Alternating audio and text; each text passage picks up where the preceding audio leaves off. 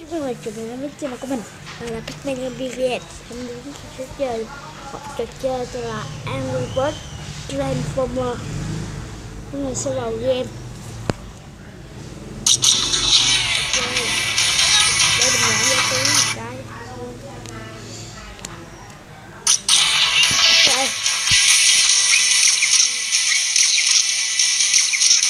Đây là mình đã chơi rồi. Thì mình đã chơi lại.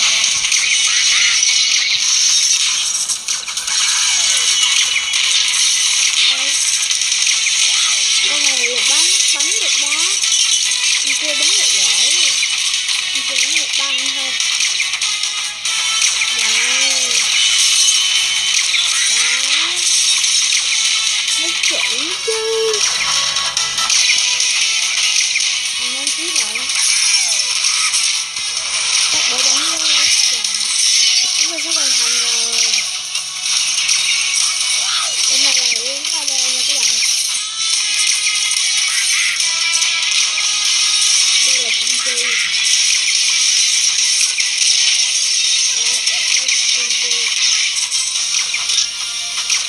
Nổ.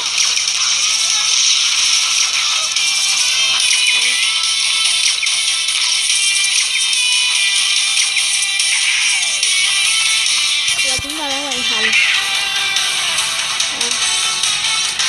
Đây là thì của con heo và chúng ta đã lấy cấp.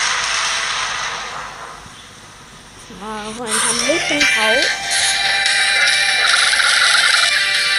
Rồi có múa. Ok, đây là những gì mình sẽ chơi nè. Tăng may ra đó. Cái này được chứ. Nó thế là khi mình tải game mới sẽ là các bạn.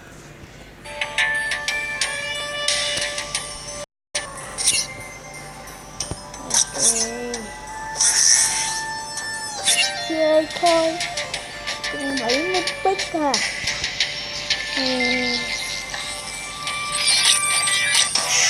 Chúng ta chỉ được mới có 15 pick, còn 15 heo chúng ta còn 70 heo nữa. Chúng ta còn 70 heo, chúng ta đã được. Chúng ta 10 giờ.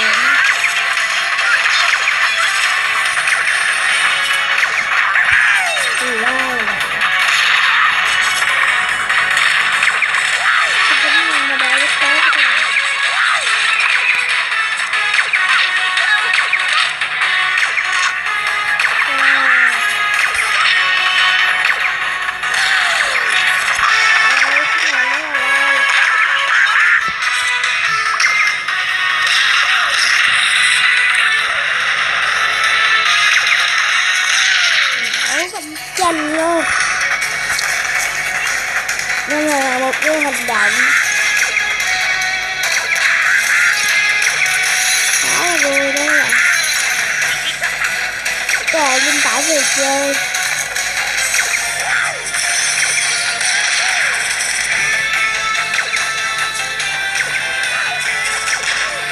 Đó, và chúng ta thắng.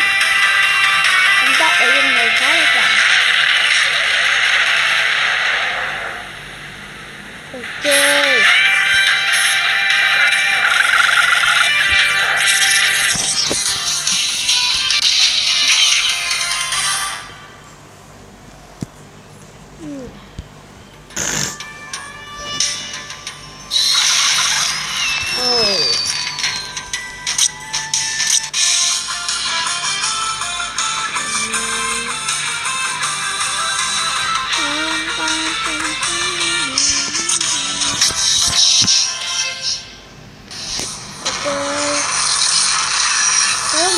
Cái đồ sĩ học điện con heo đó.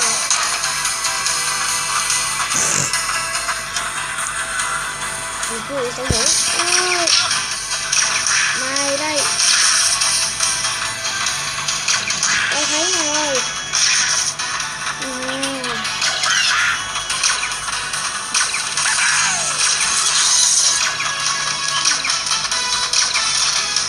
khó đỡ lắm các bạn.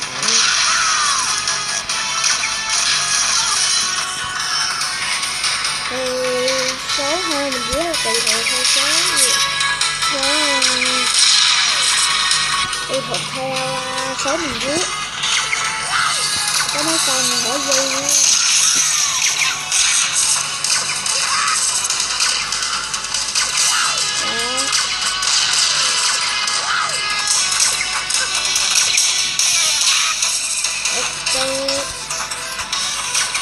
Con này cứ bắn một cái là chết.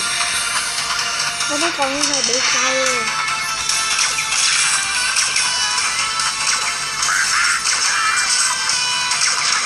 Nếu các bạn mạnh thì các bạn bắn để thằng đảo cũng được.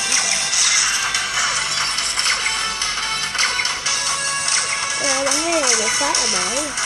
Thẳng rồi.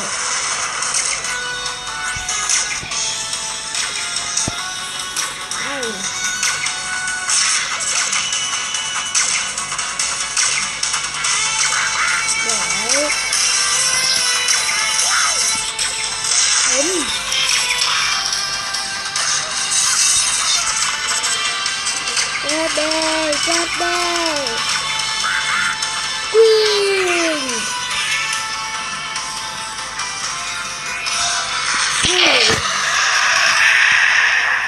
Ok, thắng rồi. 21 để cho mình chết tiền độc. Thì cái hai cái tiền này thì mình sụt từ từ nó sẽ cho các bạn biết. Mình sẽ chơi có đủ 70 thôi. Mình sẽ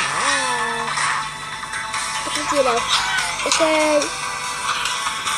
tiếng game hơi lớn, mình nói hơi nhỏ. Mình để tiếng game nó sẽ sống động một chút.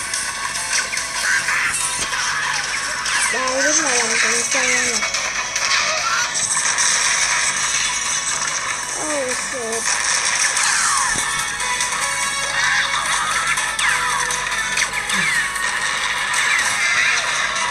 Wow, không cách nào nó qua đâu các bạn.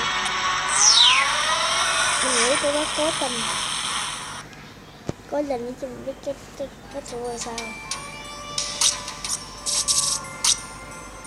Mà lợi dụng kiếm tiền. Có lợi dụng kiếm tiền đâu. Vi phạm thôi kệ đi. Sao cũng được. Mình có cái để có cái mới.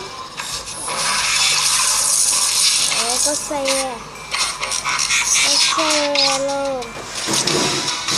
Có để đi xe. Đây là nó này cũng chưa chơi trên chưa mới các bạn.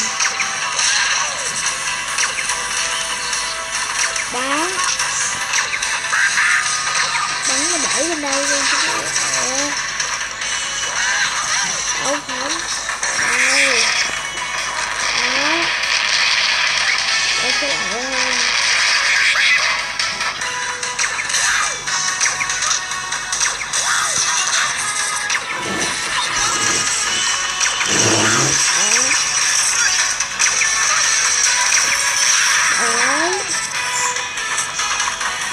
Nghĩ khi nổ là không nổ ra phía trước. Cái này là không bao giờ bị phá vỡ như các bạn.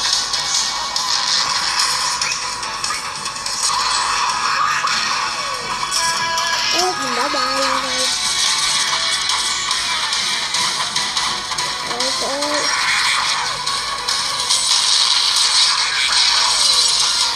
Như là cái tình huống vào.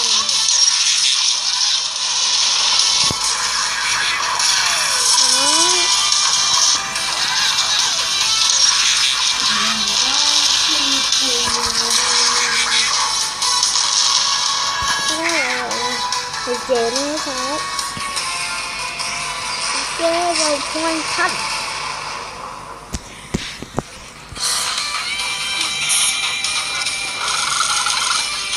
Mình nghĩ là đủ rồi. Ok. Ok. Ủa không, có ai. Thôi mình sẽ kết thúc video này. Hẹn các bạn ở trên lần sau. Video thì mình nghĩ là một tập mình sẽ chơi 3 vòng. Hẹn các bạn ở trên lần sau. Bye bye.